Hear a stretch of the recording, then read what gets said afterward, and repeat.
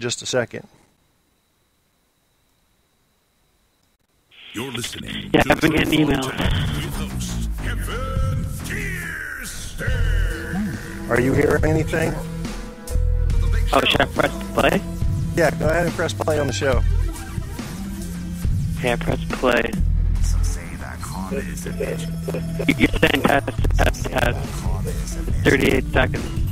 Or do I go to episode? Oh, you could go to the Which one? Live. Okay, so last week I had to Oh, fuck. Where the fuck is it? Where's live? It I'm on your profile. User/Tucson tab. Yeah. You should have. You may have to refresh the page to see the live broadcast that's on now. We're live now. Yeah. Oh, we are? Yeah. Now, what we need to make sure of, though, is that you're hearing your own voice come back through the show.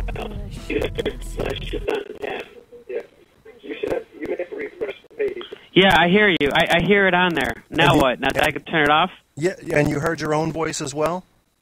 Yeah, I did. Okay, that's what we were testing. Yeah, now you can turn it off so you don't have to hear that crazy loop. Okay. Ladies and gentlemen that are listening right now, you're listening to Truth on Tap with your host, Kevin Kierstead. I have the Arab midget on. He is Ramsey Swice. He's got all kinds of good shit. And you know what? See, I'm a good host. I'm a fair host. And Ramsey has a problem with a joke I made about him earlier, and I'm just going to let him beat the living shit out of me for a while about this joke. So you go ahead, Ramsey. While you're beating me up on that, I'm going to go invite all my friends to this show in case it didn't post automatically to Facebook. But I'm listening to the abuse that you give me. All right. Well, finally, Kevin got my name right. First of all, thank you, Kevin, and for everyone listening in Virginia. You're Virginians. I'm almost a Virginian. I haven't got laid in kind of a while. Anyway, so I just wanted to give props to Kevin for spelling my name right. This is the third show, and he had the audacity to not include any E's or S's, and it's just Ramzy.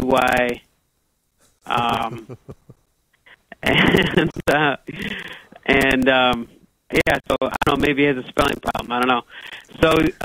So we were, as Kevin was saying, bringing, letting people know we were going live, and he said Ramsey has no head, but he thinks he's Superman.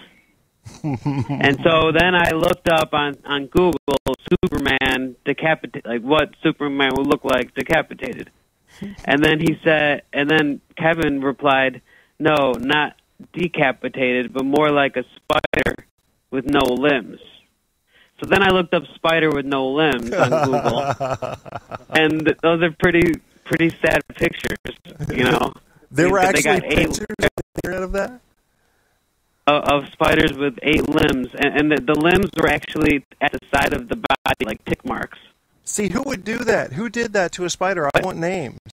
I don't know. It was one of those long-legged spiders, but you cannot find Superman decapitated. I guess he's never been decapitated in the comic book series, which is ironic because that's one of the first things that you'd want to do. Yeah, good point. Well, here's the thing. You're coming out with the comic book series, you want to cut your guy's head off. That's right. Do you know why I came up with that whole thing? It's a very short story. I was about 2 years old. Is it?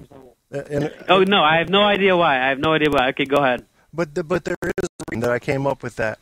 I was about 2 years old, and my dad bought this Halloween trick. What it was it looked kind of like those nets that you pitch a baseball into and pitch it back. You know? Mm-hmm. Okay, it looked like one of those, but inside it had like a Spider-Man face. Looked just like the regular old Spider-Man comic guy. But built into the mask was a speaker, and from inside the house he could say, "Hey kid, what are you doing?" Well, that terrified me. That scared the living shit out of me. Coming out of the head was the noise, but also 8 crazy legs. That's all he had was. And one of them would throw the ball. No, it's just that it's the net that he was in looked like one of those ball return nets. That's all that was about. Oh, okay. Yeah. Okay. So that was his web, so to speak. So you see the Spider-Man face, Gee, that's scary. yeah, but it had 8 skinny legs coming out of the head. That's freaking weird, bro. Messed with my head, man. And I didn't know. My mom tricked me. She took me out. My dad goes, "What are you doing, kid? This thing's talking to me." And I flipped the hell out. So you flipped out right when you got it as a gift, you're saying? Well, it wasn't a gift to me. It was something my dad bought just to scare kids on Halloween. But he tested I know, it on but me first, Oh, so you tested it only once, and that was it for you? Yeah, I didn't even want to go trick-or-treating after that. I was traumatized. Just after one time, Spider-Man with the 8 legs said, "Hey kid, throw the ball." No, he just said, "Hey, what are you doing?" That's what he said. Hey, what are you doing? I was already in my Spider-Man costume, going trick-or-treating. You were in a Spider-Man costume? No, I was probably like, I don't know, underdog or something. Oh, okay.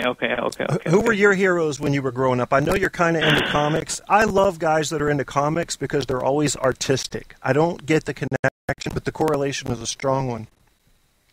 I presume that you're good with art, drawing, painting? Yeah, I mean, it's more of my ideas more than the actual craft of having an ability to do it. I have ideas for paintings that would be cool, but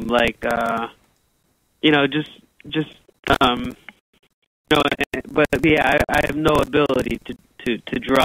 But yeah, I'm very artistic. Like one of our episodes, I said, one of my first memories is me just coloring with like 560 crayons my mom got me, and then I don't know if I mentioned, but my brother stepped on one of them.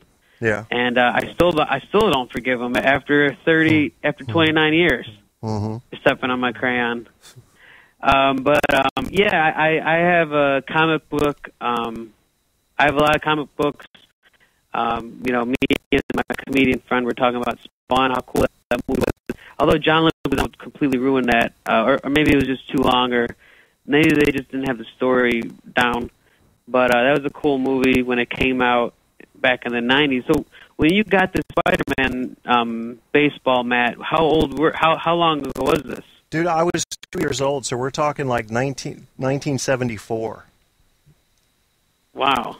And it wasn't even a real Spider-Man mask. It was just like a mock Spider-Man mask, not like the real Marvel Comics one. And first of all, it freaked me out because they had set it up outside, right? I'm inside getting my costume on. I'm 2 years old. I can barely walk. And they're setting it up outside. So I go outside and I see this head, this human head. No. And it doesn't look right because it's a head, but it's only got 8 legs. It's got no body, no neck, and it's in a web. And I'm all confused. And then the thing says, "What are you doing over there?" And I flipped the fuck out. I don't remember this event. I'm quite sure I blocked it, but yeah, I'm damaged. Well, I think Spawn came out in '98, and only the special effects were really that good.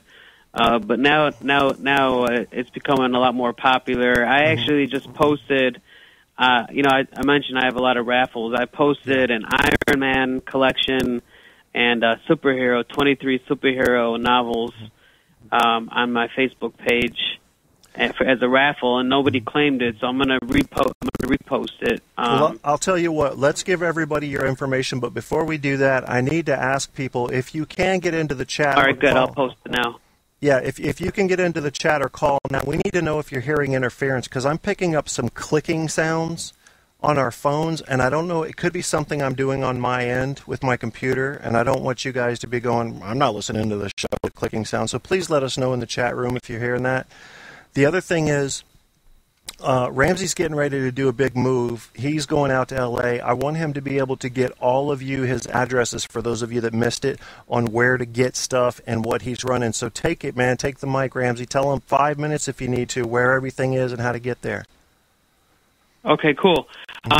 Well, as I mentioned, I'm posting a Iron Man collection of comics and adaptations on my Facebook page as we speak, which is facebook.com/Ramsey Swice. That's RAMZYSWEIS. I posted earlier 23 superhero novelizations, which is every superhero you've ever met, that's ever been brought to screen, even the Rocketeer. Mm-hmm. It was raffled off on my Facebook page, but nobody claimed it, and it's the analytics said it went out to about 60 people, which I thought it would catch on.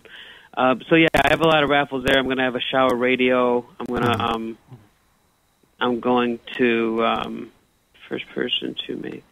I'm going to raffle off on my page, and then I'm moving, so I have a 99% sale going on my bookstore. It's eBay. It's stores.ebay.com/boost literacy. And that's Boost. If you guys didn't hear it, Boost Literacy. And I've already been there to check out the books he has, and he's already sent me a couple out of the kindness of his heart. And I'm sitting here utterly shocked because, yes, they smelled like mothballs, but there were no bombs in them. He wasn't trying to blow me up. Just because he's an angry Arab midget, I assumed he was going to blow me up, Ted Kaczynski style. And I opened up my Mancow Muller book, fully prepared to meet my maker. And sure enough, just the smell of mothballs. No harm, no foul. So thank you, Ramsey. Thank you for not blowing me up. They were right next to the mothball. I didn't even think about that. Hey, how do I get into that chat room really quick? You have to pull the show up. It's got its own page. So I am. Okay, so if you're in there, then look down toward the lower Kevin's right. Here.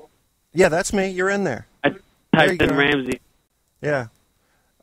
They don't make it easy, man. They don't make it easy like Blog Talk Radio, but my God, this service is so much smoother. The voice quality is so much higher. Blog Talk doesn't have a chat room. Yeah, they did when I was using them earlier last month. They had a chat room. No, I was on Blog Talk this morning, broadcast to Mexico City, and he said they have a comment section. That's weird. They don't have a chat room. We had a full-scale chat room on every episode for me, but remember, I stopped using them in paid for it. Well, at that time, I was trying out their deluxe package, but you got a month free. Yeah, that's why. You had a deluxe package. Yeah, and I'm paying... Oh, so you're saying the free package doesn't have chat at all? Okay. Even the regular package doesn't even have chat. Like, this guy was... This is a pretty classy station. It was... Your Thoughts, Your Reality Radio, which is broadcast out of Mexico City. That was my 6th country. To listen to it, go to soundcloud.com/Ramsey-Twice. Okay. You need a dash in that one. Soundcloud.com. Spell it for everybody. To hear that one. Sorry, SoundCloud is pretty popular. I was talking to this guy, Kirk Spencer, who lived in Chicago for 23 years, worked for WGN.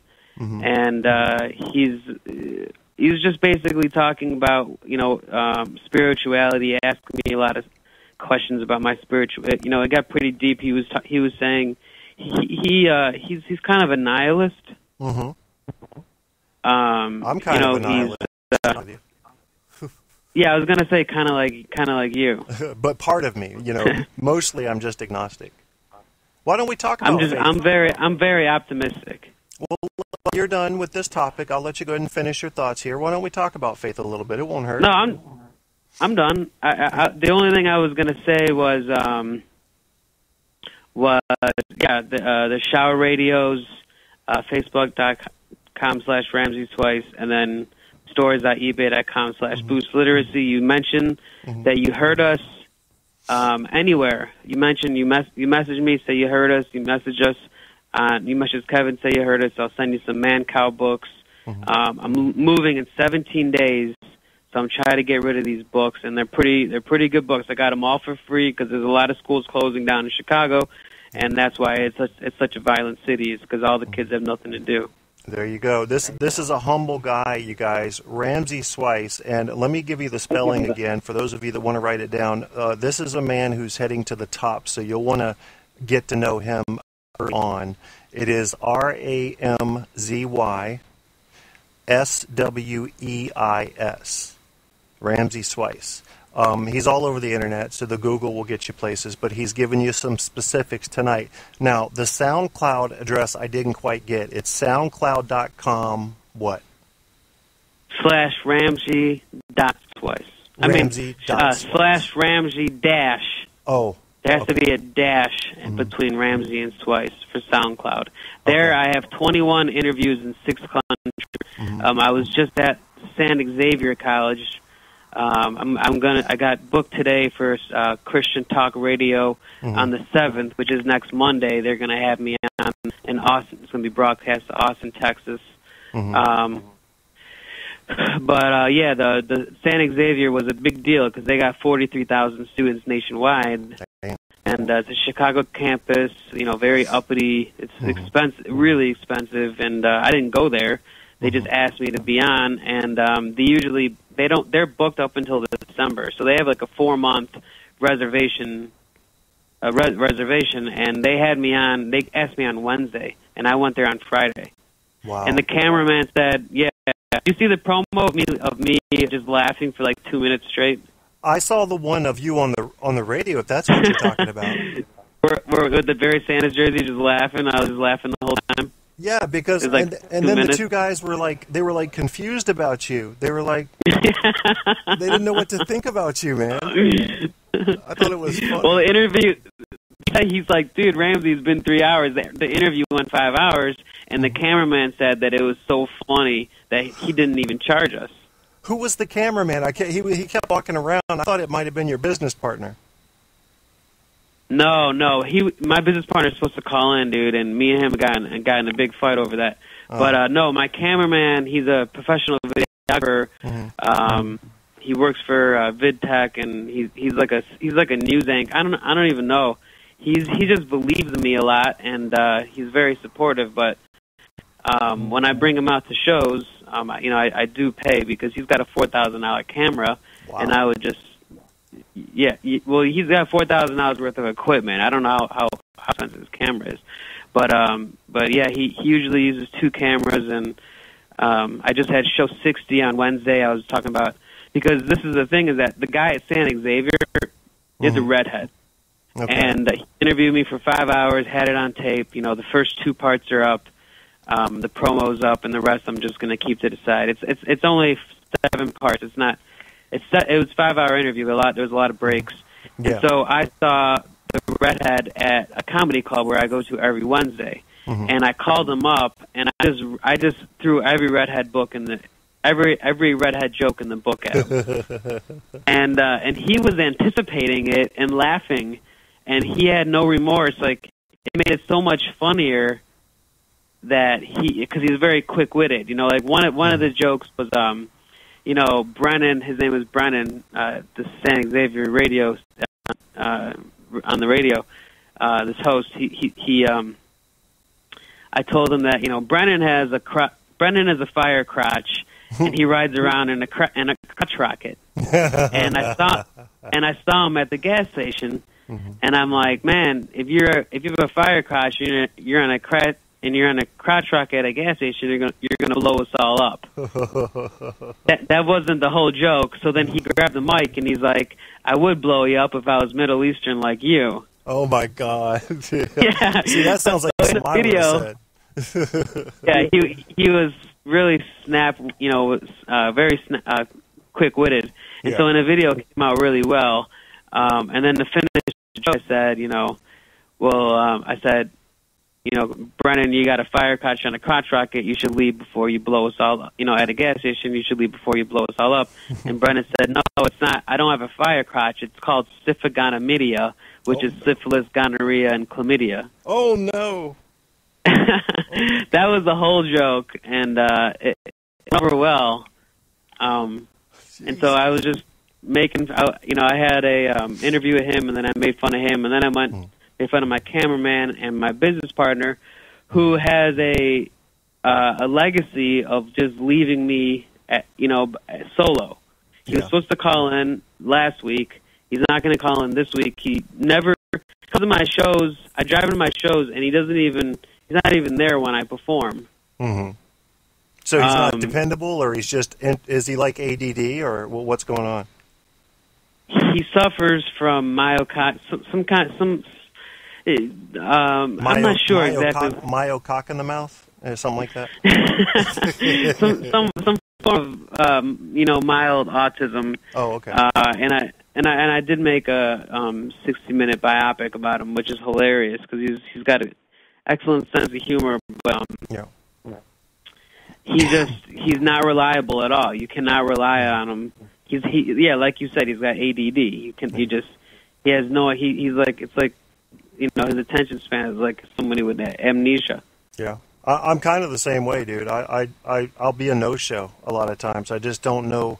I get so confused. I don't know what I'm doing next. But when it comes to something like this, I take it very seriously when we have a scheduled show because so many people are involved and the listenership has just been tripling and quadrupling. That's something I wanted to talk to you about, Ramsey, before I forget. Why don't you go to the Facebook page sometime in the next couple of days, whenever you want to, and go ahead and make a post that has links to all your stuff. Now, I realize I only have a few hundred likers on that Facebook page, but I'll copy your post and I'll share it in my main feed as well as on my author page, which has well over 1,000 likes.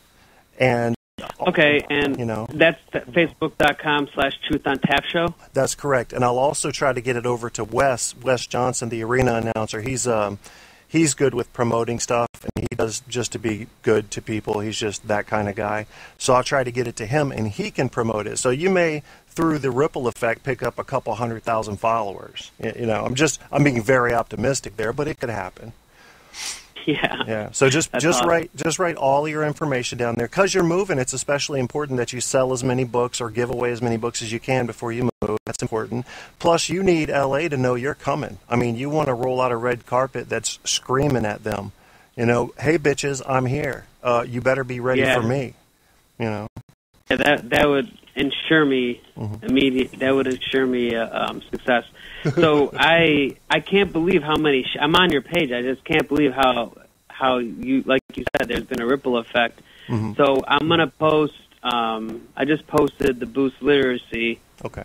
With Moby Dick as the as the photo. How come Arabs like talking about dick so much? I can't figure that out. What is that? It's got to be a preoccupation with the penis. Because I have a 100% track record. Ah. So I could host your book, and then I could send that link to my LinkedIn group where I have 2,600 script writers. Where I've been a script writer for over a decade, for about a decade.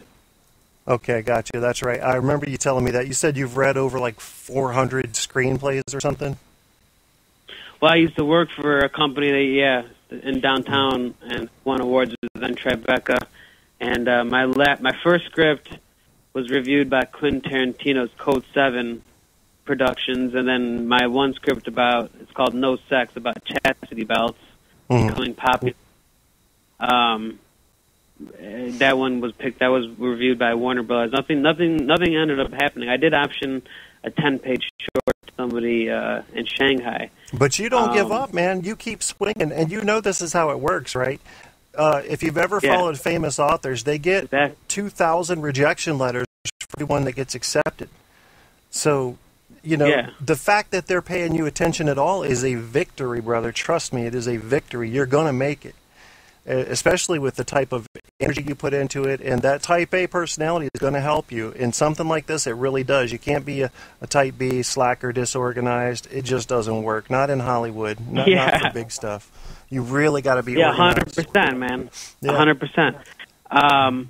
But I would love to host your book. I put this woman's book that I met. She had back surgery 3 times, and I don't know how. She's a reverend. I don't know how she contacted me, but she contacted me on Skype. And her name is Little Feather, and she's not allowed to say that because she could get sued. So I don't really know. Yeah, it's a really strange situation going on with this woman. But I talked to her on Skype, and I hosted her book for her, but it's really expensive. She charges $26, and it's a soft cover, or $25. but I'm just trying to help her. I mean, what she wants, like if I were to host your book, it would come up first in all the search engines because I have a VIP account. I've been Can you link to Amazon Books or Smashwords or anything like that? Or do I have to give you a PDF copy? No, you would just give me the IPN and I would sell it, and they only charge me 5 cents a month, and I could sell it for as much as you want. And then every time I sell a copy, I would say, "Hey, Kevin, here's the $14. You ship it, and I'll pay for the shipping, and I'll just keep the shipping or whatever." Okay, well, see, my books are all print on demand, and they're done through CreateSpace. So when someone orders a print book, it's actually printed on site. I don't have them laying around here.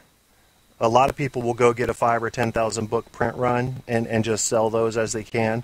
I like the print on demand thing much better. Plus, so many people are going to e-readers now that I absolutely had to have my books in e-format, so that's how I started them, and then moved. I can sell it in e-format, can't I? I think you can, yeah, but I don't know if you can just refer somebody somewhere and then collect something off of that. Like, I could send you the e-copy. Literally, the PDF file that includes the full book would be able to be read on Kindle, any kind of Nook, any of that, and you could sell it right there per copy on your site and keep, charge whatever you want, keep half of it or whatever, I don't care. I was just doing it because, me and you got a show, and I'm just... Yeah.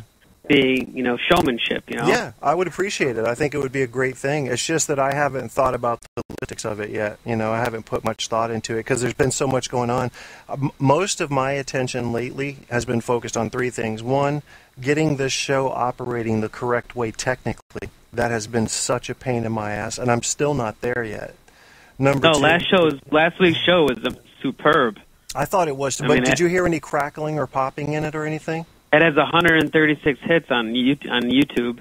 Wow, I didn't even know. No, it was fantastic. Yeah, it blew up on YouTube. Okay, well that means that I'm just hearing interference on my end, probably through my own setup. But the second thing was my injuries. When you're hurting really bad, I'm not going to stretch this out, but when you're hurting really bad, it's hard to think about anything else. You know what I'm saying? Yeah. Yeah. You're doing great in carrying the show and being very creative and doing something instead of being in pain. When you're out there and you're having fun, you forget about that. So that's true. Make sure that that I'm going to be that I'm going to be here. I make sure that that I'll be available every Friday to do the show. But also, I have to make a joke because I just said. Blowing up. I said your YouTube video is blowing up. Yes, you did. So that deserves a joke because I am Arabian, and you would not believe how grilled I was by these 2 guys in Mexico City. They're like, "Are you Muslim? You're a Muslim. You're gonna convert." Like, leave it the fuck alone, man. Are you guys fucking jihads or what? I was like, this is reverse. What the fuck? And but anyway, Kevin is so tall that Osama bin Laden is going to organize a terror attack. See, he wouldn't even be able to get up to my knee floor, Kevin is so tall, I got to climb up his knees and his arms, punch him in the face like mini-me. That's right. That's right. And that gives me plenty of warning with which to call in my drone. Oh God! I wouldn't punch you. I would just bite your ear or something. Bite your ear off. Sometimes I wish I could be punched in the face. Like right now, I'm still getting over it. That was the third thing. I have to mute myself right now so I can cough. So give me a second. Okay. Well, that was uncalled for because you've been pretty civil and I kind of took a low blow, but. No, you I did not understand. I did not understand when you said that. All right, well, let me tell one more. Yeah. Kevin is so tall that Earth uses him as a satellite. How tall are you? 6'6"? I'm 6'5" if I stand straight, but most of the time I'm hunched over like an old fucking man because I can't walk right. So that's 5 foot 17 inches, right? Why the hell would you put it like that? Who the hell would do that? You crazy Arabs, man. Hey, you're the one always looking down on people. Yeah, I might be looking down on people, but I'm sane. I would never say, hey, you're 4'15". The fuck, man. You're crazy, bro. That's why you're going to make it, is because you're crazy. Yeah, I hear that a lot, even from my own family and relatives. Go ahead, I'm sorry. You hear that you're crazy, or that you're going to make it because you're crazy? Yeah, no, they say you're going to make it because you're crazy. Yeah, I believe it, dude. I really do believe which it. Which isn't good, because my dad's a psychologist. Well, he's not your boss. You can go up to him and say, you're not the boss of me. Well, he actually is my boss. I've worked for him for 16 years. Oh, shit, you're fired then. Or 14, actually. 14, yeah, I think that's more, 14, about 14. Well, but he's retiring, we're moving, so. Oh, I'm going to be teaching online, and yeah, the whole family. I might, like I said, I sold one of my shorts to this guy in Shanghai, and he wants to rent me a studio, which is about 10 minutes from Hollywood. So I might live with my parents, like 20 minutes south, or I might live right in the heart of it. But I would be done working for nursing homes. I've done a lot of shows in nursing homes, a lot of volunteer work for doctors, and family reunions, and those are all available on YouTube. But I think that eventually, in the coming months, I think they're going to close. I'm not sure yet, though, that they're going to close down the business. But did you ever work for your parents? No, as a matter of fact, I didn't. I mean, I had chores to do. I started working when I was 8 years old. I started cutting lawns with a push mower, and then on and off till I got. They didn't pay you. Yeah, they paid me like $6 to cut a lawn. And then when I was 14 or 15, I started working at the nurseries down here. And then I went to some more nurseries, and then I worked at. I've worked since I've worked since I was 8 years old up until 2010, when my injuries got so severe that I was falling asleep at the wheel. And the last accident I caused asleep at the wheel was a 4-car pileup. And although I didn't quit my job that day, but I knew in my heart, I said, I can't do this anymore. I'm going to kill somebody, because I can't predict my sleep schedule, and no amount of medicine can do it because of the back pain. It's that bad. So the back pain dictates the sleep schedule, and if the sleep schedule says you're going to fall asleep behind the wheel at 1:14 p.m. tomorrow, that's exactly what you're going to do. I haven't slept in 3 days, and I couldn't take the chance anymore. So now I just. So in 2010, you caused the 4-car. Yeah. In 2010, you were involved in a 4-car pileup? Yes, sir. And I actually, remember, I hadn't been in any accidents from the day I got my driver's license all the way up to 2010. And then in 2010, I got in 2 accidents while falling asleep at the wheel. The first one was very minor. A guy had a rental Mustang car, and I just bumped him, just barely tapped him, no big deal. The second one, windshields blowing up, fenders flying. It was a mess, dude. A real mess, and I knew then I could have killed somebody. The lady in the front, her car barely got damaged, but she had a little boy in there. And I walked up to her, Ramsey, and I said, if something had happened to that little boy, you wouldn't have had to kill me. That's what I told her. That's how. Well, so I was in 2010. How much worse did it get? I mean, what you said in 2010 it got worse. Yeah, mostly because. My obligations were so high from paying child support. My child support, I might as well go ahead and say it, was $900 a month, and I'm paying to live in the city. So I was doing overtime and working extra side jobs. I would drive up to College Park, Maryland, just to do side jobs. And it was tearing my spine apart. The twisting and turning and lifting you have to do as a copier technician. Those copiers are very heavy. And it was tearing me apart gradually, just tearing me apart, and finally it got to the point where I couldn't sleep until the fatigue became so high that it overpowered the pain. That's when I could sleep. And it wasn't my choice when that would happen. So, sad, but true. So I'm just wondering, I mean, in the last 3 years, how have you been able to cope with Well, the tearing. I haven't really been coping very well. My girlfriend, Tanya, has been a godsend to me. As far as medically, I've had this doctor who keeps saying yoga this and yoga that, and I'm saying, Doc, it's skeletal. Yoga's not going to help this one. He doesn't want me to get a surgery. This is my pain doc. So I left him because I knew that if I was ever going to get better, I have to get a surgery. So just this past week, I went in and got x-rays, got my results back. And as I expected, they're all fucked up. Severe arthritis in the spine, moderate to severe in the knee. They found a couple of other things that I won't even mention that have to do with the spine. And so I need to get the surgery, but I can't get it right now because my stepdad's getting one October 2nd. So somebody needs to be able to walk and help. He lives about 8 miles away. If something happens to my dear mother, then what's he going to do, So I've got to put mine off at least 6 months. So for the past 3 years, I've been working on computers out of my house. I've been writing the novels and trying to sell them.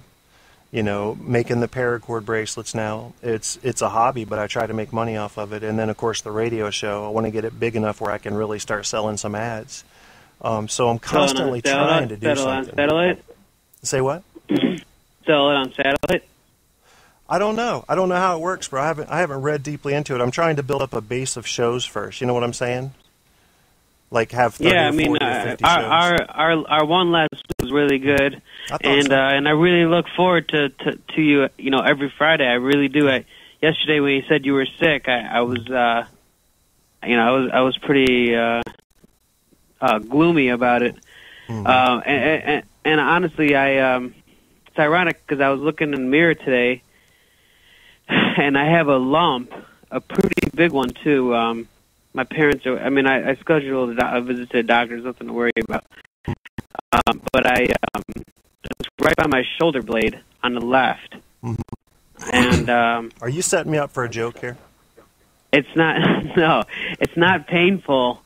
But anytime I lift up my left arm, you could see it. It looks like a what do they call it? A hernia? Hernia? Yeah. But you can't get a hernia on your shoulder, but it doesn't hurt. Right. It just looks weird. So I'm gonna go see my doctor. His last name is Donatello. Right. I've been with him since I was a kid. He reminds me of the Ninja Turtles. That's right. Donatello was my favorite one of the Ninja Turtles. He's either going to tell you that you have a giant cyst, that you have a tumor, or that you have an evil twin trying to give birth out your back. It's not. It doesn't hurt, and I just found it, and I don't know. We'll see. I'm going to see him in 2 days. How do you know? Let's just be realistic. How do you know it's not unsafe? What do you know about it other than what it looks like? It doesn't hurt. I don't know. It looks weird because it's directly on the shoulder blade. But it might have been. I sleep on my office. I don't have a sleeping bag. I just roll around on the ground like a little gorilla. Oh my god! And I like my job, man. What can I say? So it might have just been that I rolled and I nailed my. I've done that a lot. I've in college I've rolled off my bed. I was slept on the top bunk. That was very painful, and these lumps come and go. It doesn't hurt, but I could feel that there's like some kind of tightness coming from that area. Because I feel it like the muscle is tight. The similarities between you and I are ridiculously stupid. When I was about 7 years old, I was on the top bunk. I rolled out during and landed on the ground. My parents said it sounded like the house was coming down. They come running in the bedroom. I was dead asleep on the floor. I didn't care. I was like, fuck it, I'll sleep here then. Falling 5 feet. So let me ask you. Yeah, exactly. You went from flying planes to learning how to build copy machines?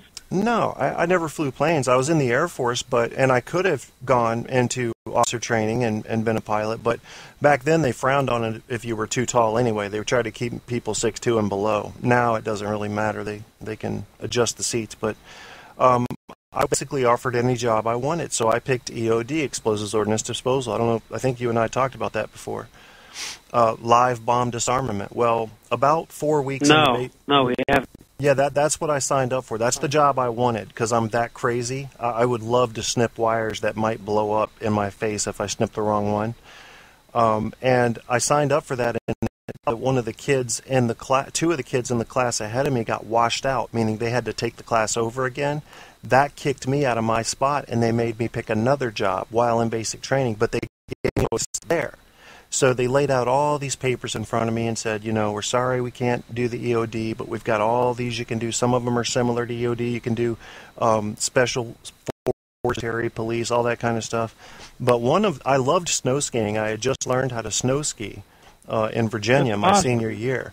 So I said, here's one they're offering in Colorado. It's the longest school there is in the Air Force, 9 months long, 40-hour weeks of school. And it's called PMEL. And it's Precision Measurement Equipment Laboratory. It's calibrating test equipment. And I said, that's it. I'm there. 9 months paid to go to school and ski the whole time. I'm all up in that. And then they let me go on. And you did? Yeah, I did. And then they gave me 5 more months, 2 additional classes of advanced schooling because I agreed to take an assignment from Langley Air Force Base up to Eielson Air Force Base in Alaska. And a lot of people don't want that assignment. But because I volunteered to do it, they gave me extra schools, which is kind of like a gift, Dude, that is so awesome. Yeah, I was only in 4 years, but it was fun. It was the right amount of time, dude. I wouldn't have wanted to be in for any longer. And then after that, you went. Where'd you go after that? Well, I got out, and I couldn't find a job in electronics because around that time, everything was disposable. We were doing component-level repair, resistors, capacitors, and inductors, whatever.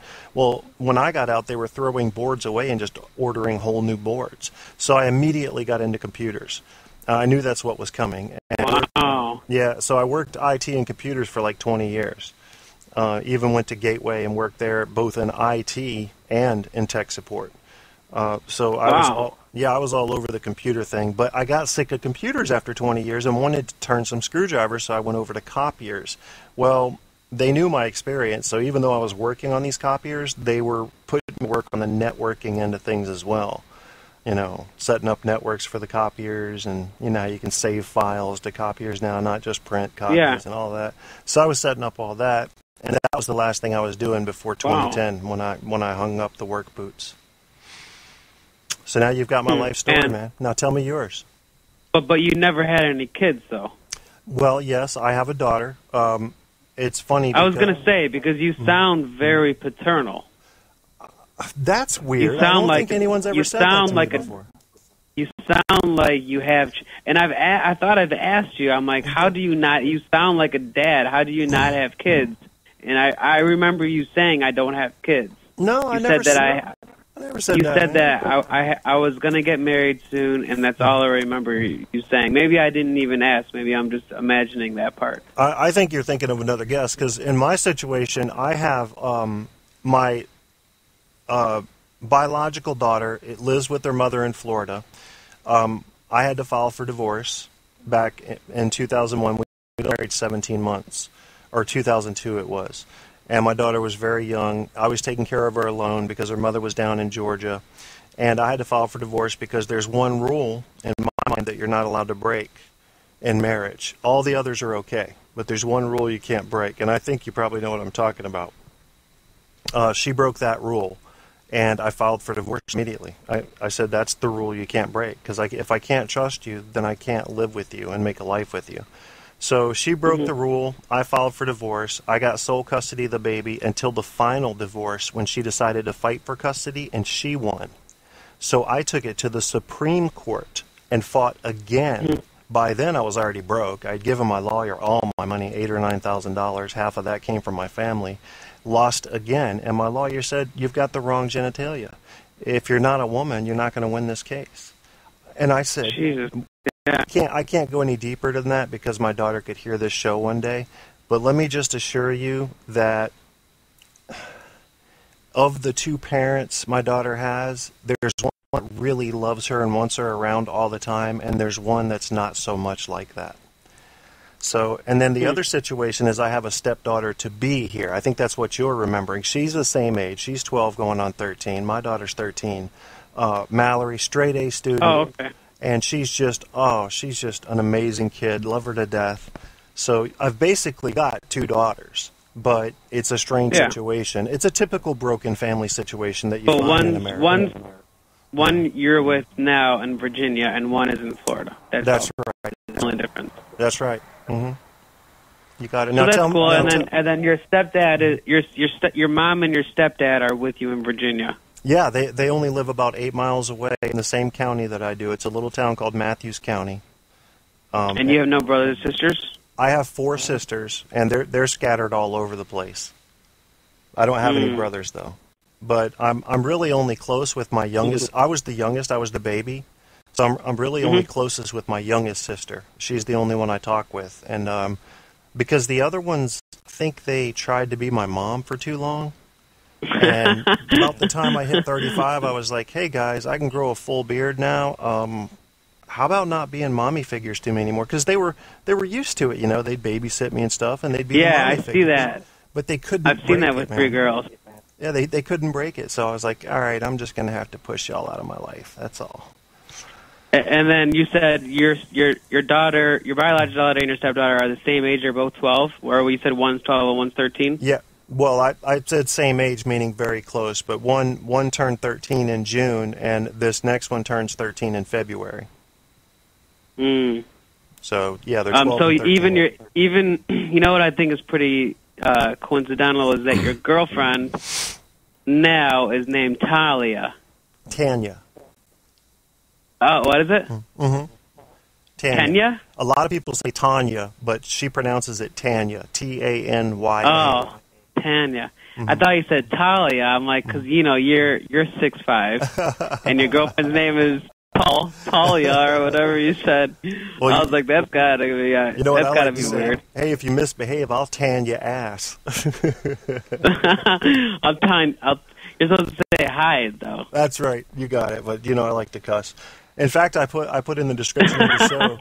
I did a big poll on Facebook today and said, "Listen, folks, you know, I love all you guys. Would you rather me do a clean show and never cuss? Because I could do that, but it would lose a little bit of impact," I said, or would you rather me go ahead and use the cuss words as I feel it adds artistically to the show? And over 90% of them said, "Cuss away, Kevin, cuss away." You can see it if you look at my page. You can see the poll. But you never get any flack from any of your family or relatives that you're kind of that. Did they ever try to like manage your profile or say that you're to do this and not to do that, or to hell no kind of regulate or? People that know me know that I'm anti-authority. The last thing I would accept is someone's orders on telling me what to do. I am so anti-authority, man.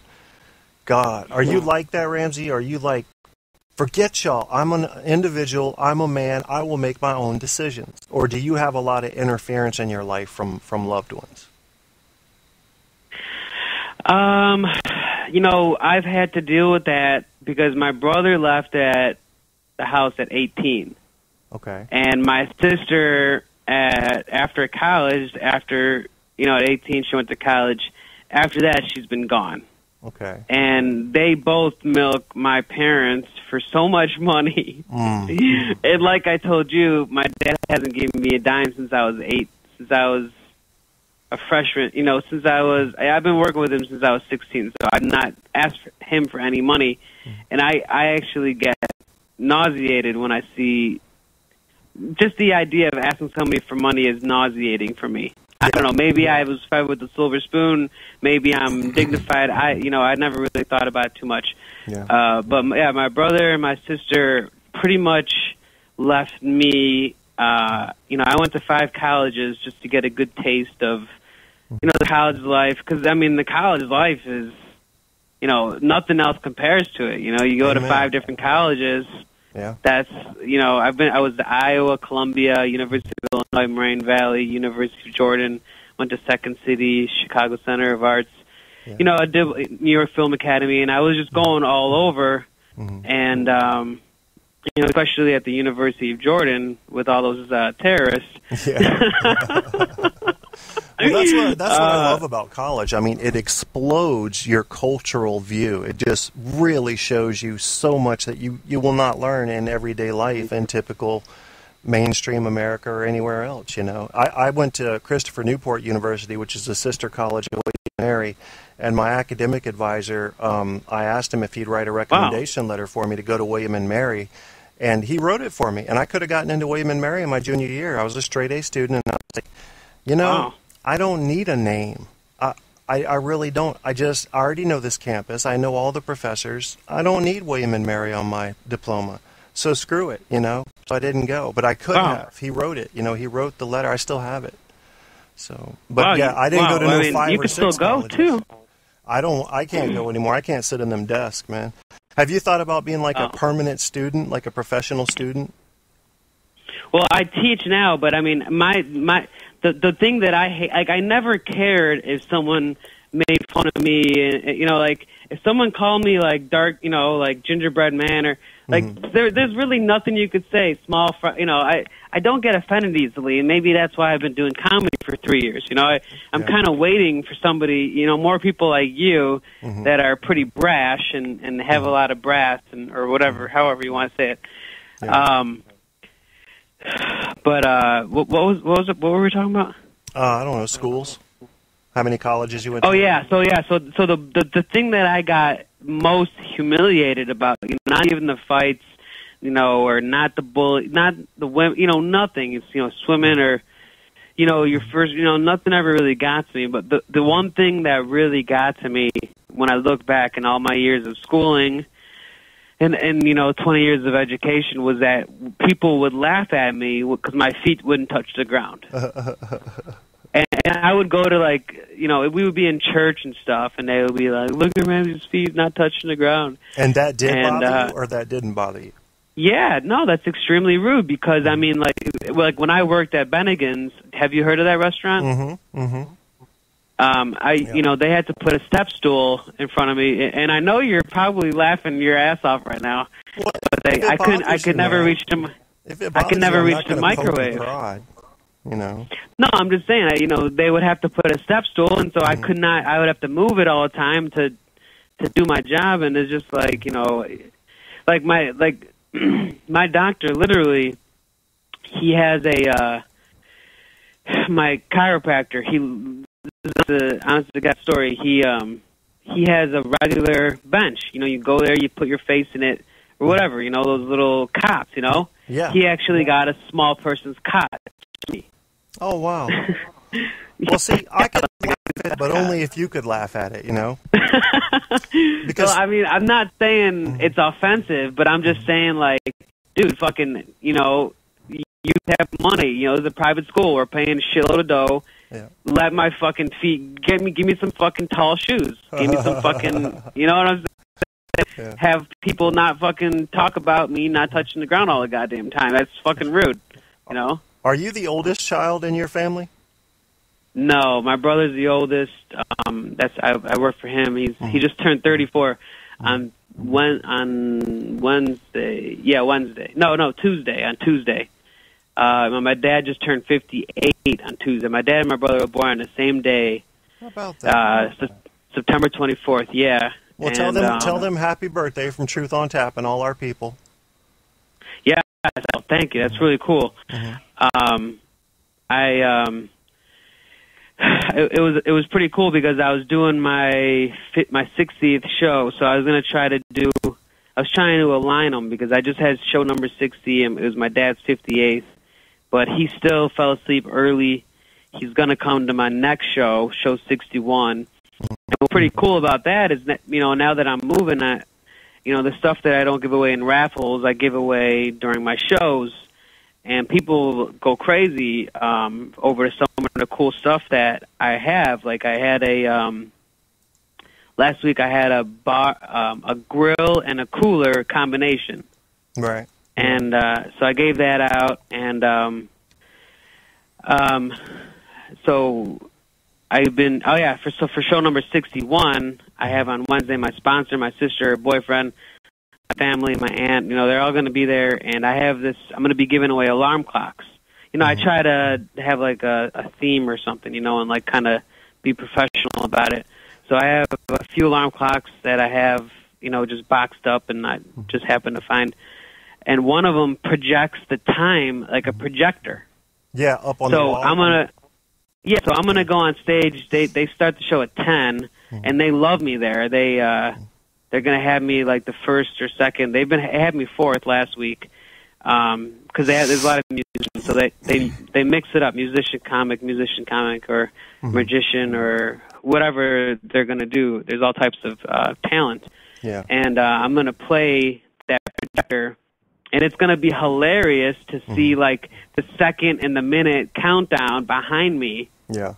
And then, I'm gonna have this huge crowd, and it fits about 40 to 50 people. And, like, last week, the host's name is Chico, and he's been there for, like, I think since they started, like, 16 years. And he's got black teeth. Oh, no. And, yeah. And I'm like, Chico, and I told him on Wednesday, I'm like, dude, tell me to choose now. Like, can I make some hosts don't like to be made fun of? Can I make fun of? Like, dude, you can say anything you want. So I went up there, and I'm, after I did all the redhead jokes, like I told you about the guy from San Xavier, I'm like, how about Rico, the cameraman? He's so black that Chico's teeth are jealous. And everybody and their mothers, like, because Chico's the host, and people know him, because they're always asking him this and that and the other thing, and it totally went over. He didn't mind. And then I said a joke about my cameraman being so black, that he wakes up at night and he can't pee because he can't see his dick because it's dark out, and he has to pour baby powder on it, and he needs to use like a magnifying glass. Like, I don't know, it was this whole skit, and then that led into they all. It has to interweave. Comedy is very, it's like surgery, it's very for real. It's very, very symmetrical, a lot of physiognomy. Timing is everything. Ramsey, let me interrupt you for 1 second. Because the journalism student in me is kicking in right now, and when you've got a show going on and you may have somebody tune in late, they're not going to know what the hell we're talking about. So I want to give them a little background, but I need you to also. So for those of you that don't know, Ramsey and I met up somehow or another talking about radio shows, and we decided we would take this of the white imperialist American who hates Muslims, and he's not even a Muslim, but we're kind of playing a character here. So he's the Arab, he represents all the terrorists. But remember, they hate us, so we represent the people who are trying to take over the world. So we figured, Ramsey and I, that this world sees it that way, kind of, and we could help bridge the gap of understanding between those two peoples and maybe start finding some peace that way through comedy. So that's the one thing. And then the other thing is we started doing this show every Friday. So he's a comedian, okay? That's part of what he does. Now, what I would like you to tell them, Ramsey, along with your other stuff, because I don't even have a good feel for this yet. I know you do a lot of radio shows. I know you do a lot of stand-up comedy. I know your angle is never tell the same joke twice. But what's going to happen in L.A.? What is the big plan for L.A.? And then whatever else you want to say. I didn't get to this. I didn't get to this last week, but yeah, make sure anybody listening to always tune in every Friday, 9 o'clock. I'm 5 foot and I'm in a pile of shit 6 feet deep. Well, 6'5". I'm giving Kevin something to do other than changing light bulbs for all life. Kevin is so tall that he sits on a bridge to soak his feet, all right? Oh, my God. That's how tall Kevin is. Hey, dude, I got to tell you a 30-second story. Go ahead. I used to work out and try to, stay in shape after I blew my back out and everything. I stopped doing it in, 2007. So it's like 2006. I'm at the YMCA. I'm playing basketball, a cardio routine, just shooting some shots. This little black kid says, "Man, you got all that height and never made the NBA." I said, "You're right, kid." I said, "You're right, kid, but I can clean a refrigerator. Can you?" Yeah, that's amazing. It was a fun day. It was a fun day because of that. But go ahead. Yeah. Wherever I interrupted you, if you could pick up there. No, I was just making sure that, people understand that we have a great angle because Kevin is 6'5". He's officially 5 inches from being officially being a giant. Damn, I Because if didn't you're even know 7 feet that. tall, 7 feet tall, it's called like a Fahimi giant or something. Those are the smallest giants. Wow. So you're almost up there, and I'm short. I drive a smart car just so I can feel big. Mm-hmm. But so me and Kevin have a great thing going because maybe I do hate Americans. I don't know. Mm-hmm. Hey, as long as you're honest, that's all I care about. Yeah. See, we're getting somewhere. So definitely listen to me and Kevin every Friday. It's been 3 weeks, and we never cover the same material twice. How about That's that? Right. That's right. We don't. Now, except that I do like to give your information out because a lot of times people can't get it. But other than that, we've always got fresh stuff to talk about. I never run out of ideas about the little Arab midget who's trying to blow up our restaurants. We're going to stop him, y'all. We have to stop him. We can't trust these guys. But remember, I hold my bombs in my underwear. If anybody wants to know where the bombs are. But you never light them. You always just play with your wick. So that's not going to do you any good. Yeah, I play with my wick with my girlfriend named Pam, and Pam is, as you could guess, a bottle of grease. My girlfriend is a bottle of grease, all right? Her name is Pam. Well, because I know the NSA is on us right now since we said the words terrorist and bomb, I just need to clarify. Ramsey is an American citizen, born and bred. So, yeah. Kevin, you're so fucking funny, dude. Don't come knock on my door because I don't put up with any bullshit from cops or the NSA. Yeah. They better have a warrant. Kevin will not put up with that shit at all. They better have a warrant. I'll chase them with a cane. I'll be limping like a mother. I can limp fast. Limp. It sounds like this. Click, tonk, click, tonk, click, tonk. That's what it sounds like. You have a cane? Yeah, I got issued a cane last week. It was official. Jeez. I was gonna say,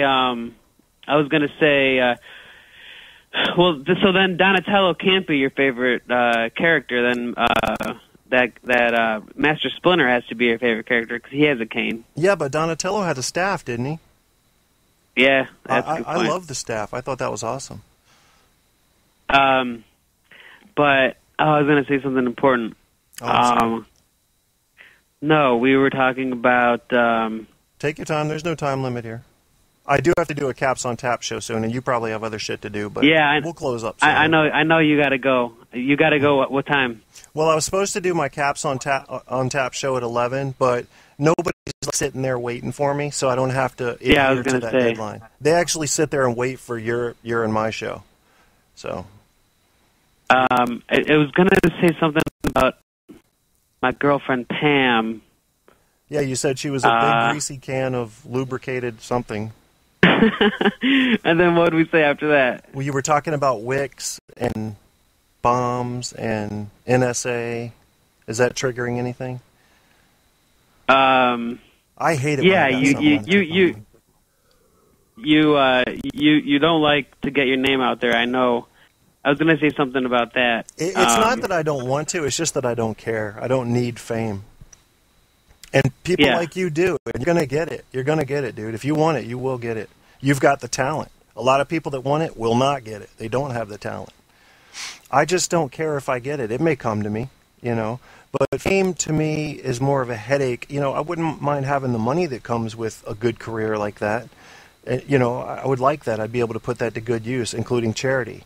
But having people walk up to you on the street. In fact, if you listen to my last show, I talk about it for about a half hour. Having somebody, hey, are you Kevin Kierstead? My son watches you all the time. Would you just sign this autograph? I'd be like, man, who am I? I'm just another guy.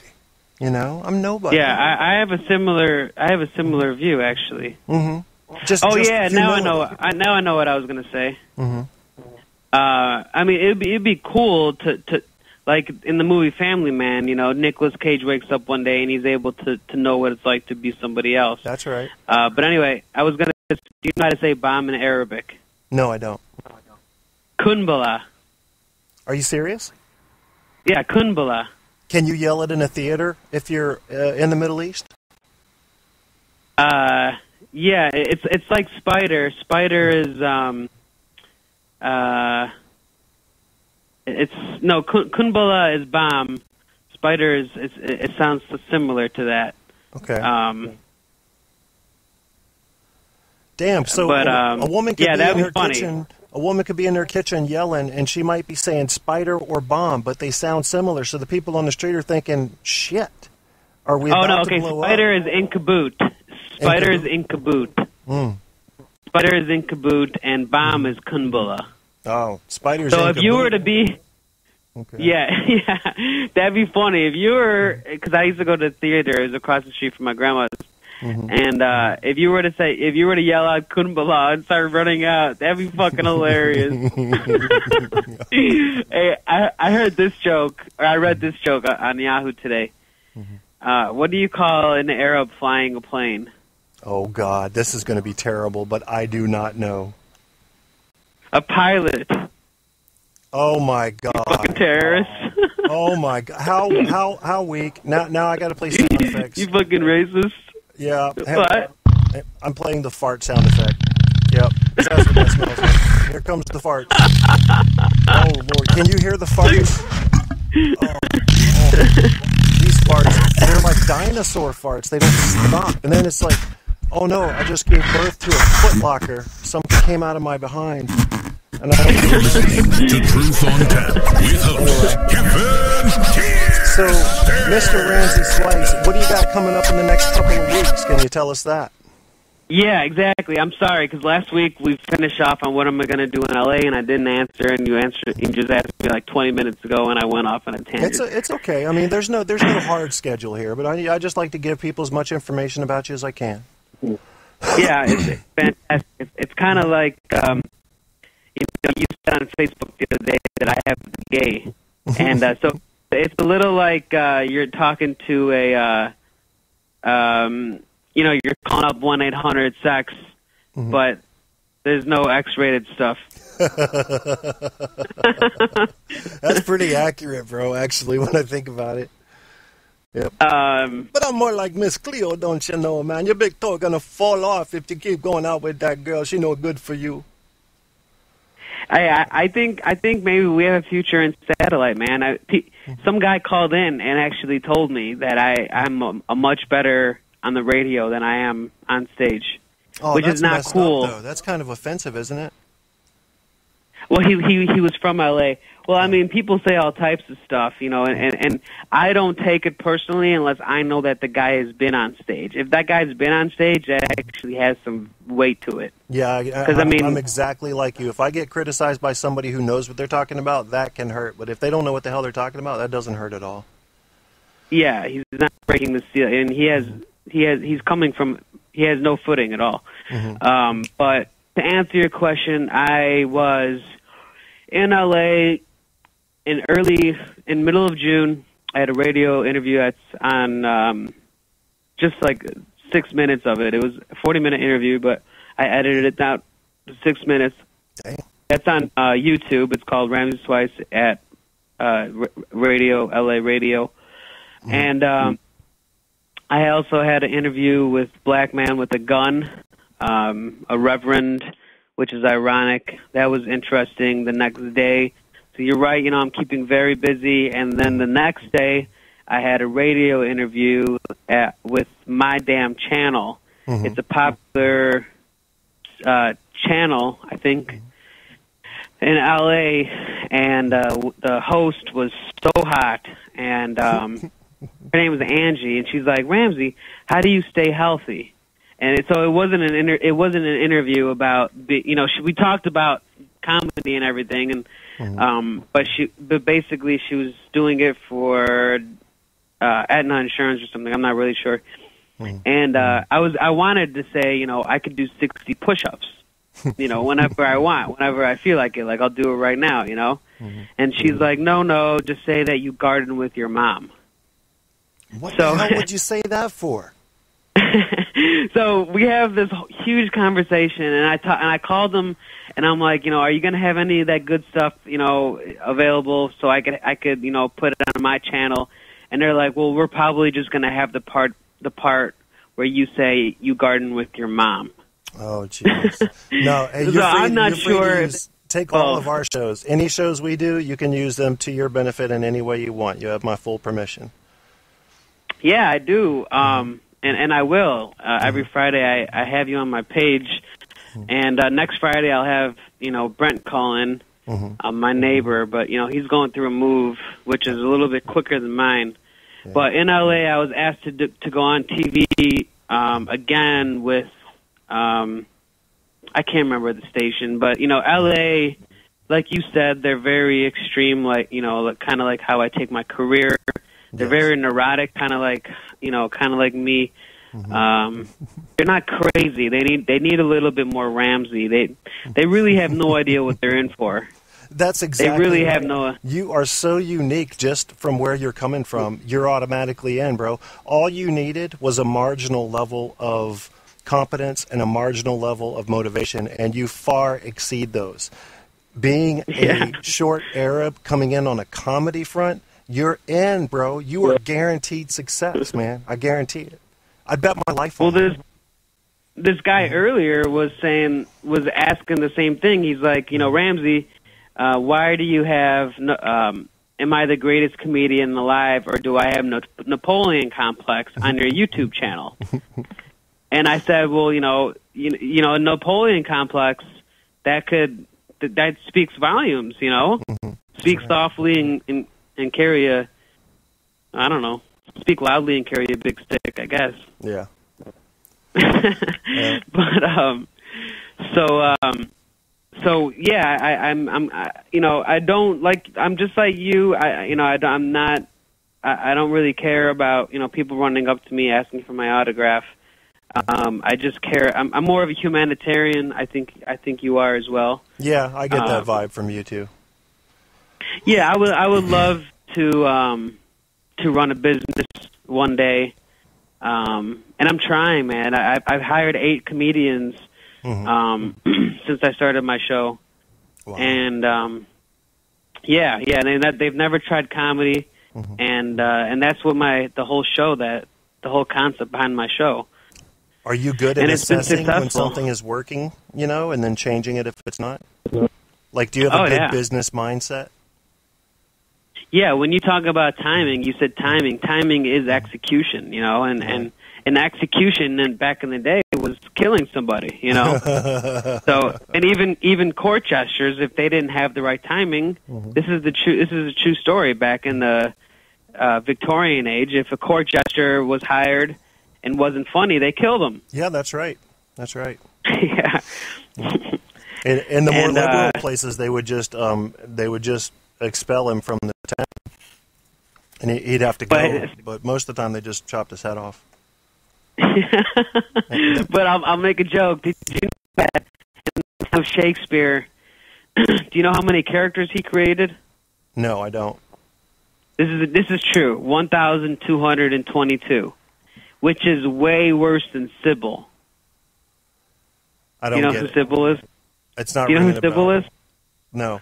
Oh, okay. Sybil is a famous story. She had 14 different personalities, and it was a Oscar-winning movie by Sally Field. Yes, I'm sorry. I remember now. Now you've jogged my memory. Yeah, it was really weird. The joke is Shakespeare created 1,200 characters, 1,222, which is way worse than Sybil, who had like 21 personalities. Yeah, I remember. Now, that movie came out way back when, like in the 50s or something, didn't it? Sally Field and, no, that was like maybe 80, well, yeah, like 79 maybe. Was it a remake of an original, or was that the original? No, there was only the Sally Field one. Okay, I'm thinking of another movie then. But yeah, I remember, and that was based on a true story, right? Yeah, that's based on a true story, yeah. And I think you talked about Kinsey one time on air, me and you, and that's a true story. There's a movie about that. Yeah. That's why I studied psychology, man. I was so infatuated with the thought of people that would go sit in the middle of the interstate and count their toenails. I'm thinking, what the fuck is going on in that brain? I want to learn that, Hell yeah, dude. Me and you are both psych English majors. Yeah. Which one did you like better if you had to pick one over the other? Dude, the English is great, but you have to have a great teacher. You know, I had a really awesome teacher at Iowa, but I had a really terrible teacher in Chicago. Right. Psychology, there's a lot of people that have their own takes on it, and they don't really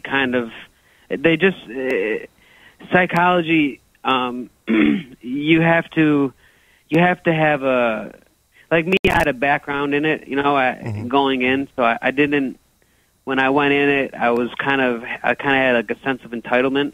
Right. And so, but for psychology, you have to really not know what to expect and kind of, you know what I'm saying? If you go in there like a sponge, and then you'll just be so interested in it and you'll take it all the way, and that's what my dad did. And my dad went to the University of Chicago, so then when I went there, I'm like, all right, well, I'll just study psychology because I didn't know what I wanted to do. Right. I enjoyed it. I mean, I enjoyed it up to the point, you know, all the way up through psych statistics and all that, you know, when you have to get into the math. And then when it started heading into abnormal and stuff, I'm like, I'm losing interest, man. And at that time, see, your English major was focused more on literature. Mine was on writing. So I didn't do as much reading as you did. Wow. I did a shitload of writing for my major because that's all I took, class after class after class of fiction writing and business writing. Well, that's why you're an author. That's how you became a novelist. Well, you know what happened is the night I did graduate, my senior English teacher looked at me and said, "You're going to love this story, dude. Quick story." She was an older lady, Miss McDaniel. She looked at me as I was climbing up on the little thing where you have to stand to graduate, and she was in her graduation outfit too, because all the teachers had to wear them. She goes, "Kevin," she goes, "I'm going to be reading one of your books one day." And she had never said anything like that to me, right? So I was hugely motivated. So as soon as I get in the Air Force and get up to Alaska on my free time, I'm working on my first novel. I get my first novel completed on my own time, even while I'm coaching a Little League football team up there. Well, we come back to see her 4 years later when I get out of the Air Force, and I said, "Guess what? I got my first book written." She goes, "Really?" I said, "Yeah." I said, "Do you remember when you told me that you'd be reading one of my books one day?" She goes, "No, I don't remember saying that." Wow. Dude, my ego popped like a balloon. Yeah. Because what she was saying is, "I never thought you were a great writer." You know? And I'm going, "Oh, no." So and that title is, you told me that one before. Oh, I did? I'm sorry. My memory's gone. What was the title? No, the title. Oh, the title of the first novel was called The Bears. Oh, it was about. You have other people's covers on your do you have all of your dust jackets, pictures of them? Yeah, I've created all of them from scratch. Yeah, so I've read the comments, and those covers are so cool, but one of them said that it was somebody else's, so I was like, what the fuck? Well, they're lying if they said that. I mean, send me the link, because I don't know what the hell they're talking about. I did use a, what's called a common, copyright-free picture of a dog walking on a beach for a backdrop of my last book, but all the artwork on there was mine. I did it from scratch in Photoshop. So I don't know what the hell they're talking about. I'll tell you, it's because you even commented, that's a cool new picture you got, man. I like it, man. I got the new hat. My girlfriend bought me the new hat today. I wanted one on Amazon that was like $50. I've never had a hat like this, Ramsey. And this hat so encapsulates my personality. A little bit of a wild man, a little bit of a rebel. Is so cool. I love it, man. You got to get one, man. Would you wear one? Would you wear one like this? I love that. I'll bet you wouldn't wear one. Well, I'll be bald in like I don't know, maybe next year, so I'll have no choice. Oh gosh. The book is called A County's Buried Secret, and you said, "Oh, that's not mine" or something. Oh, that isn't mine. I don't know who the hell wrote that. That looks like a really. A County's Buried Really Secret. Cool dust jacket. Is that on Amazon or something? Where are you seeing that? It says Jasper Master Hurricane. No, on your Facebook. Jasper Master Hurricane, he's a friend of mine. He's a DJ. He does a lot of Photoshop work too. But that's what it says. It says that it's his. Oh, I know what you're talking about. It is his. Ginger Sassenberg. Yeah, and I wrote on there, didn't I comment on there that was some fantastic friggin' artwork and that Jasper was now doing good as book gold. covers? Yeah. So where are you getting this idea that someone said some work wasn't mine that I claimed was mine or something, is what I'm wondering. No. You wrote on the side, you're like, well, whose is this? So I was thinking that, why would somebody post there? Oh, I see, name of alt. Yes, sir. Which book is that, your third or your fourth? Name of Alt was actually the first one I published. That's about an alien living on Earth. Yeah, you told me. That's so cool, man. It is. It's I'm so a good excited. book. That excites me. I want to read them. And then the second book is called The Lost Dialogues of Table 18. It's a shorter book, but it's based on actual conversations between me and a friend. He was also a shorty. He was a 5'4" Irishman. And I refer to him as a pirate because I couldn't figure out a way to explain to people how he always drew crowds. He just drew crowds. People were just magnets to this guy.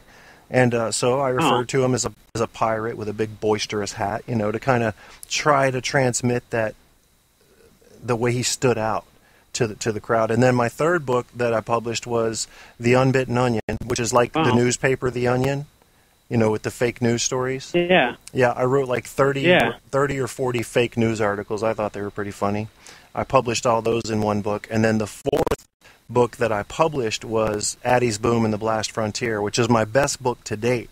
But I still haven't published The Bears. Oh, I see him. I see you have an album. Yeah, I don't see The Bears. Yeah, all right, cool, man. I was wanting to read this.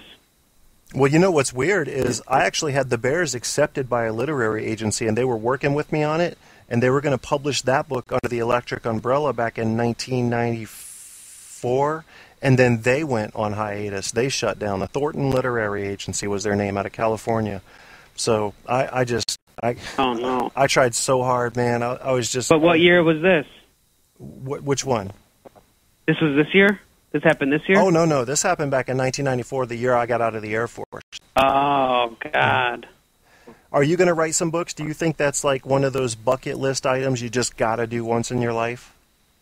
Well, I've finished two of them. I wrote a book called Abe's Song, and the main character, his name is Myra. She's this Native American... She calls herself a scientist and alchemist. Her family, you don't really find out where they are. You just kind of find out they were lost in the Civil War. It takes place in the 1890s when Abe Lincoln was president. This woman finds this black man in the jungle, and she drugs him and just tortures him and keeps him in his makeshift cage. And the guy, she's always like doing these gags, and it's not really funny. And he's slowly dying, and then he gets saved by Abe Lincoln. And you realize, the crowd realizes that she's been drugging him because he claims that he knows Abraham Lincoln and that they're lovers and all this. Because there are rumors that Abraham Lincoln had a gay lover. And this was a book, right? Partially not a screenplay? No, I wrote this as a book, yeah. I gotta have it. It sounds interesting as shit, bro. Really? Hell yes. And I pitched it to a Hollywood studio, and they got really interested in it. But they said it was too short. I think it's like 170 pages, and they wanted it like 300. Yeah. And so what ends up happening is that Abraham Lincoln comes and saves this guy, and they go to court because everybody finds out that this guy's been drugged, and he is drugged, and he doesn't want to reveal the secret. But the secret comes out, and they take him to court, which has never happened in real life. But you would wonder, what if this black guy goes to court and says that he's gay, that he's Abraham's gay lover? So there's like a lot of scenes where Abraham gets access to this jail cell where nobody knows, and he's like, dude, you better have your story straight. You know what I'm saying? Yeah. And then it's a really cool, like you said, it's really cool. It almost wrote itself. I got very involved in my travels, and I got to get head deep into my stories. My first one that I wrote was called June. Hold on, it's a little bit long. I have it here. It's June, Faith. Oh no, it's called Joy, Faith, Hope, June, and Grace. Okay.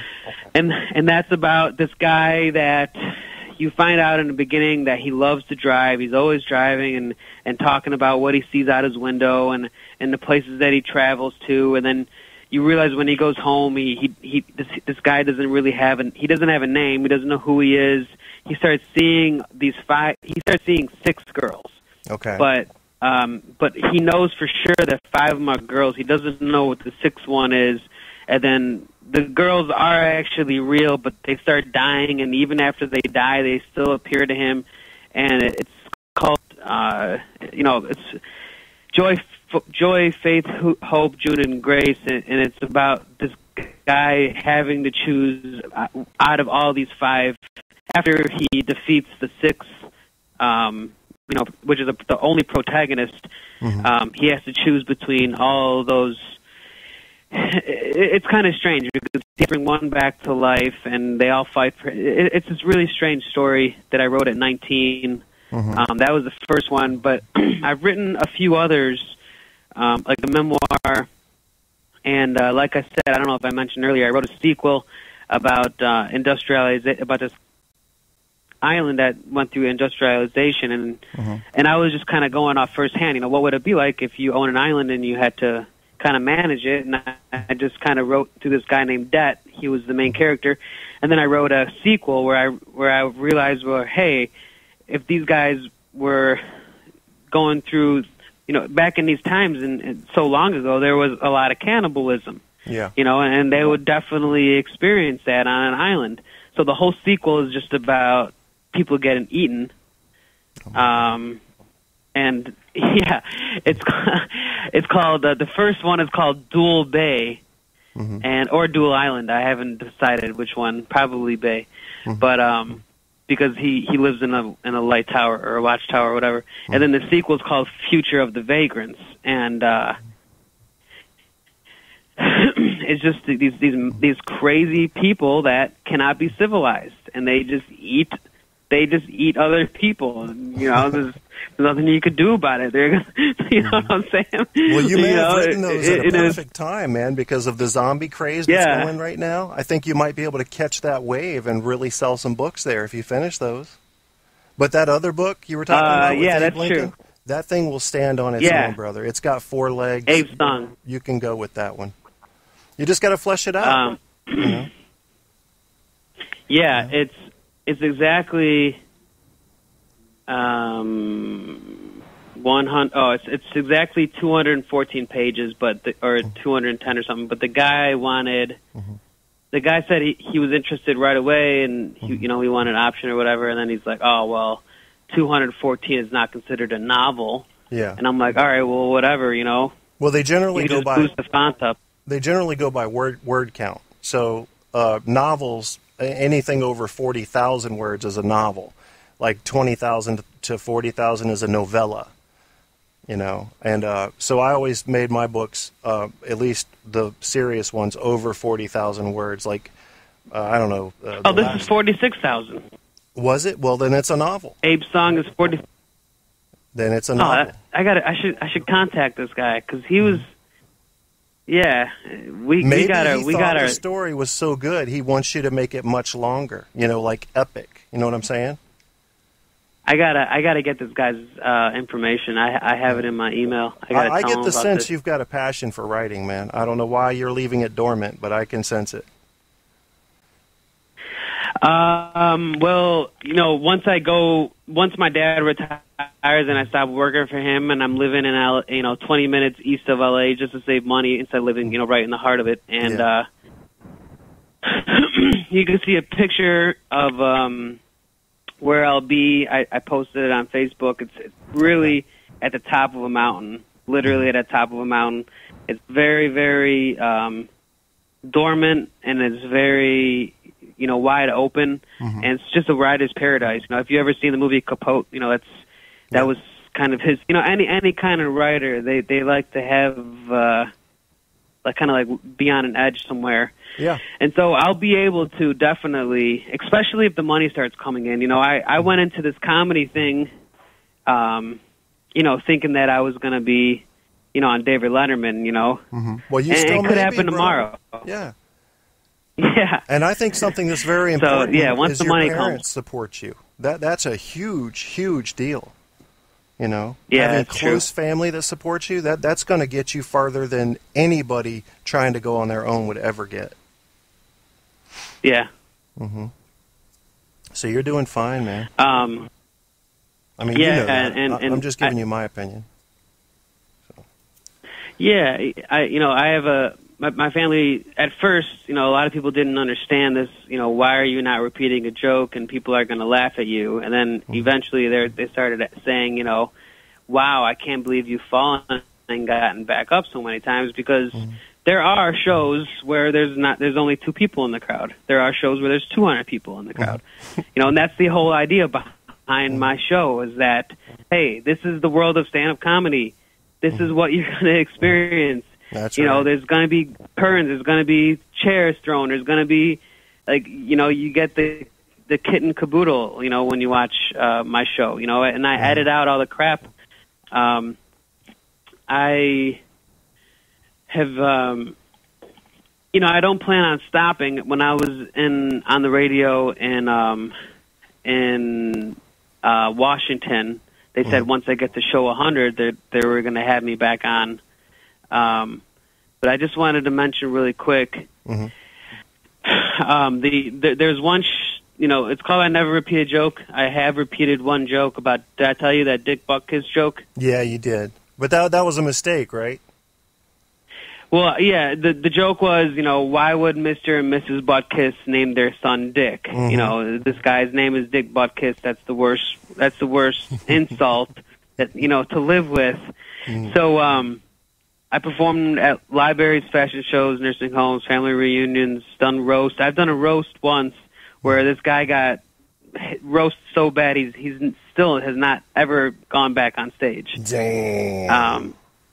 Yeah, I've been able to get inside people's heads, and I do compilations. My Barack Obama compilation was in a Chicago newspaper, which pissed off a lot of people. But it has about 38,000 hits. On YouTube. I just posted a Rihanna compilation because her head is enormous, and for some reason nobody makes fun of her for her gigantically enormous skull. Yeah. And I just completely, this whole compilation is just perfect. I did that compilation, have a 14 comedy club compilation, which is pretty cool because you get to see, all these different comedy clubs. I do political parodies. There was this video of Rahm Emanuel, the mayor of Chicago, dancing to Robin Thicke, Blurred Lines. And he's dancing the whole time with holding a chair and humping this chair. And, that was his dance. And so I played that little snippet, and I'm like, dude, that's not how you dance. This is how you dance. And then I just did, the worst dance moves. They're not even...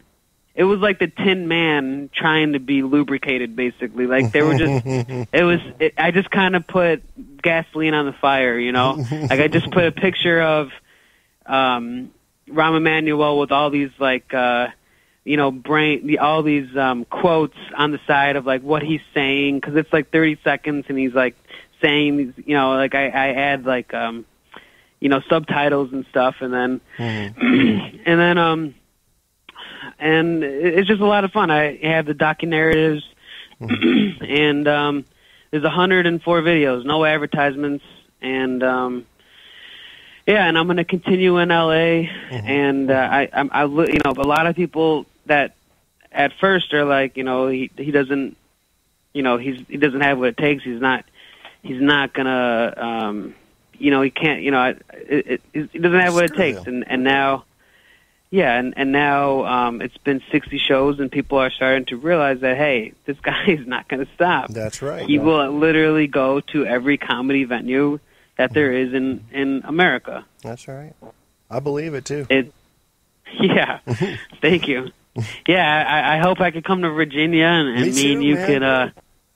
Maybe awesome. We could drive around the stage in your scooter or something. Yeah, that would be awesome. I mean, I'd be me being 6'5" and you being 5. What are you, 5'2"? Yeah. I might be able to fit you in my luggage compartment. I don't know. That would be fun. And you could climb out ta-da! It'd be all fun. Well, I have visited, and we were planning a vacation to go to North Carolina, but that's still far away, though, from you, isn't it? Yeah, well, it depends on where you're going.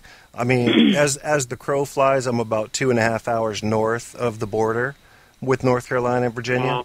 And just to give you another reference, I'm about 3 hours south of Washington, D.C., right on the coast, though. Chesapeake Bay. It was called like Tapioca or some place that we go up in the mountains. I can't remember. Oh, yeah. But I have gone skiing. It's beautiful. Gone skiing up in North Carolina. Mm-hmm. Yeah, it is. There's some great. beautiful country out there. I'll tell you, one of the prettiest states is Kentucky. But I know you got to get out here. I got to get out here. I just wanted to remind everybody where to check you out. What is your go-to site? Like, if you could only give people one site to go to learn all about your videos and your interviews and everything, would it be your Facebook page? Yeah, it would be. I mean, there are recent uploads if you want to see my most recent stuff. But I have not only raffles, but I have highlights on my Facebook page. My website, which was $3,000. It started in 2011. It's almost done. Maybe next week I'll be able to promote that. Okay. But just Google me, man. It's not a big deal. All right, everybody listening, I want you to Google this up-and-coming star who is absolutely going to take over comedy. The way you spell the name, Ramsey, it's R-A-M-Z-Y. The last name is Swice. That's S-W-E-I-S.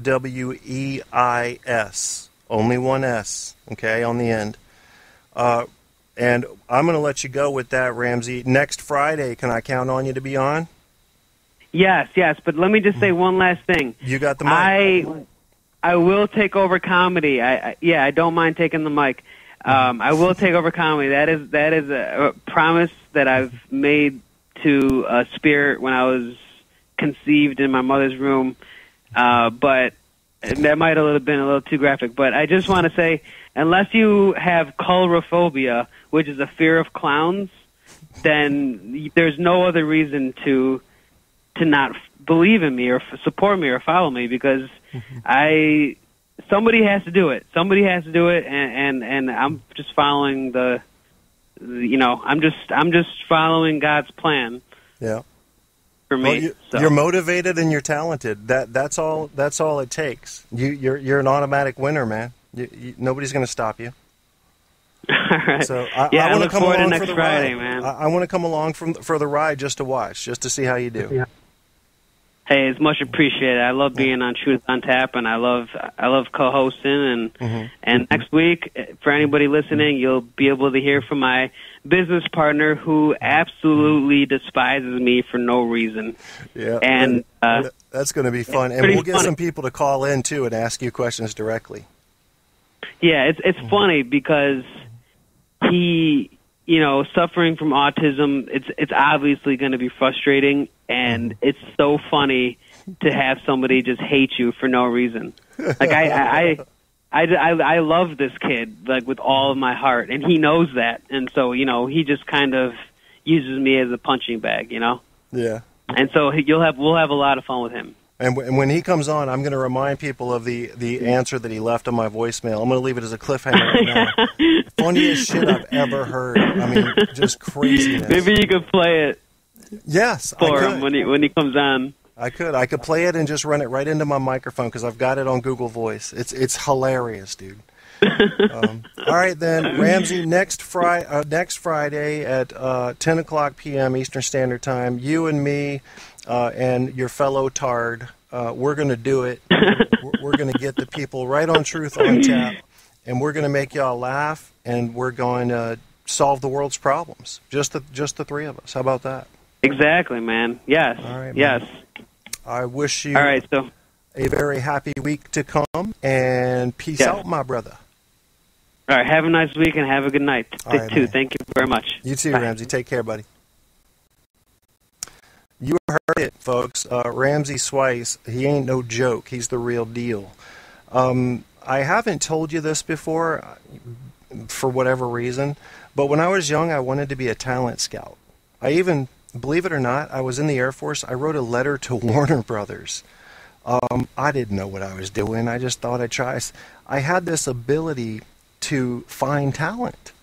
And in bands, I knew which bands would be good and which ones wouldn't, and I knew which sports players would be good and which ones wouldn't. And it turns out that about 90-95% of the time I was right. So I thought maybe, hell, when I get out of the Air Force, I could be a talent scout. Well, of course, they never even bothered writing back. But I have not lost my ability, and I can promise you that Ramsey is going places. This is a guy you're going to see all over the damn place. We've run straight out of time here. We've been on the air an hour and 40 minutes.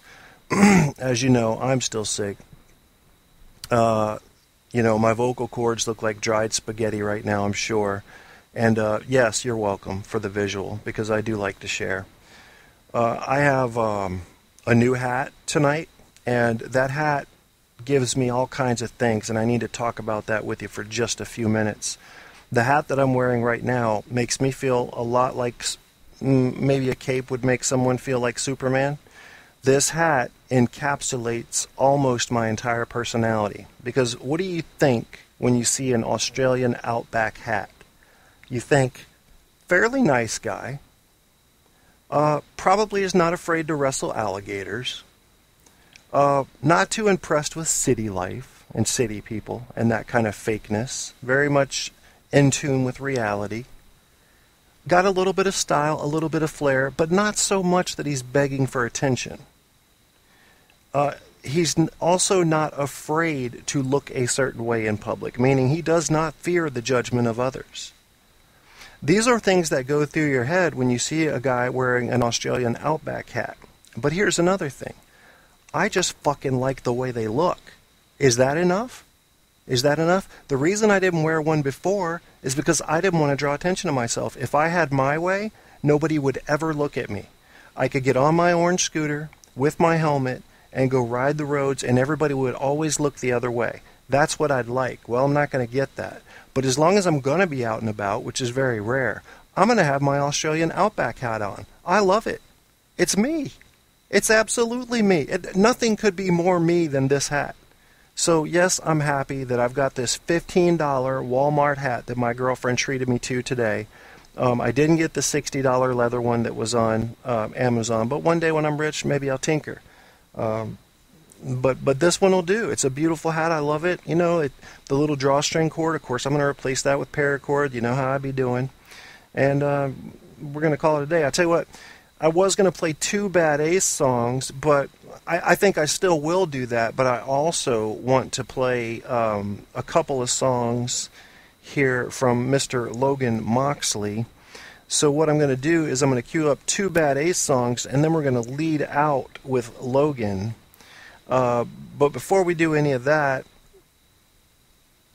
why is that still running? That's strange. Before we do any of that, I have to, what do they call it? Pay the bills? Yeah, I got to remind you of what you're listening to, and that is this. You're listening to Truth on Tap with host Kevin Tearstead. Yeah, bitches, and don't forget it. See how I be doing? Pimpin' with the Australian Outback hat. Me and my hoes rolling down the street, sipping on coffee, sipping on gin and juice, laid back with my mind on my radio show and my radio show in my mind. You understand? Yeah. See, what I'm trying to act like is a white person who's trying to act black, and how fucking stupid they sound when they do it. That needs to be highlighted. That needs to be highlighted. If I were black, I'd be offended by white people trying to act black. But we're way off topic here. Let's get these things going.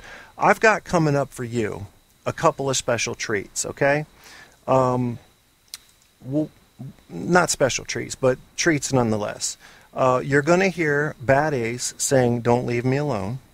Then you're going to hear Bad Ace sing In Your Life. Then, a couple of short songs after that, you're going to hear Mr. Logan Moxley singing Dark. Or, I'm sorry, not singing, but he has composed this song. And then one called Dream by Logan Moxley, a young boy who has come into his own musically and is on a path to greatness if he so chooses to follow it. And I'm going to play those for you. You've been listening to Truth on Tap. This is your host, Kevin Kierstead. I can't guarantee you any schedules. We're pretty much always going to be on Fridays at 10 o'clock p.m. Eastern Standard Time. If you look at my shows, you'll see that I jump on all the time. Maybe I'll try to get a better schedule. If you've got any ideas, go over to the Facebook page and list them if you would. Go to facebook.com/truthontapshow. All together. One way to remember it is TOTS. Like tater tots. Truth on Tap Show. Facebook.com/Truth on Tap Show. And that gives you the information to everything, except my books. That's a different. But you can just Google my name for all that stuff. And the name is spelled, it's Kevin, and my middle initial's A. And then the last name is spelled K-I-E-R-S-T-E-A-D.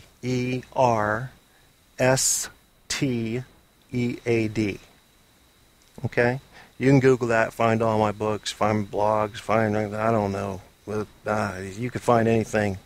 That's how the internet works. So go do that if you're bored, and maybe you'll find some good stuff. But please do come like the Facebook page and give me some suggestions. What do you like to hear? You know, there is no limit to what I'll put on this show. There is no limit. The only limit is putting on criminals who have conducted or are conducting criminal behavior.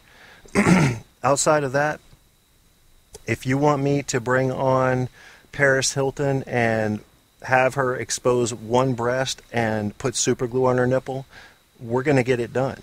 We're going to get it done. And then right when she puts the super glue on, I'm just going to pick up something. Like I've got this giant Microsoft Flight joystick, slam it on the boobie, and now that it's super glued, you've got a joystick titty. So, you know, basically you could turn her on in a certain way, so to speak. See, now I'm just being stupid. Here comes the music. You've heard the show. Get the fuck out of here, and let's do this, okay? Yeah, all right, good.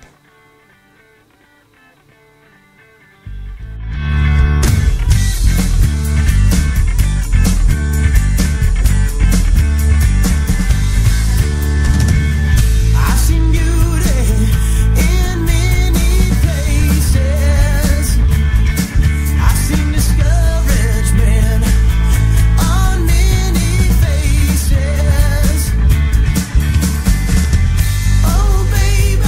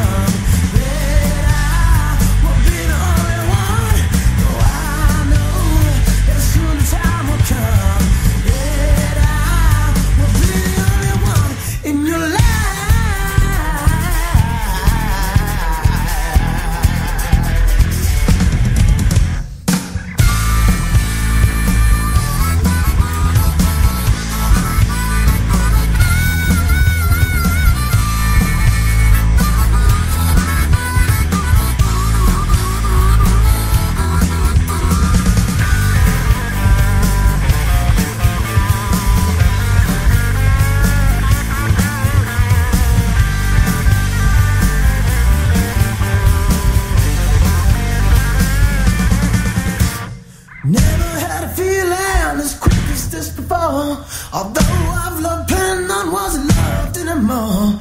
You say you want attention, mama, I got plenty to pay. But I just feel so well, baby, if I knew what to say.